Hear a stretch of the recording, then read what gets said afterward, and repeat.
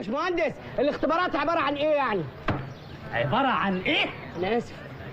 اختبارات لياقه.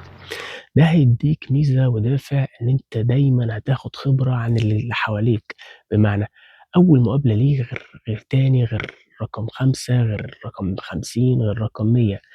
اللي قاعد قدامك ده كان بيوصل لمرحلة إن هو بيعمل مقابلات لمجرد إنه يكتسب خبرة الinterview، بمعنى أنا كان ممكن في اليوم أعمل لي 3 و4 interview لمجرد إني أعرف إيه نوع الأسئلة، المفروض أتكلم إزاي، أنواع البشر المختلفة اللي أنا باقابلها. خلّيني أدّيك مثال بسيط وأنهي بيه الفيديو ده.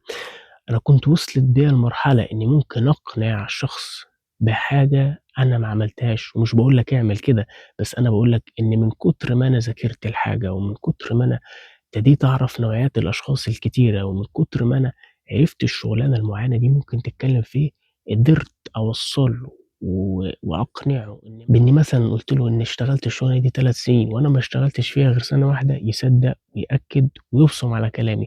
وهو ده من كتر بس المقابلات اللي عملتها، التدريب اللي عملته قدّام المراية، ومن كتر المذاكرة، ومن كتر ما أنا عرفت أقرا اللي قدّامي.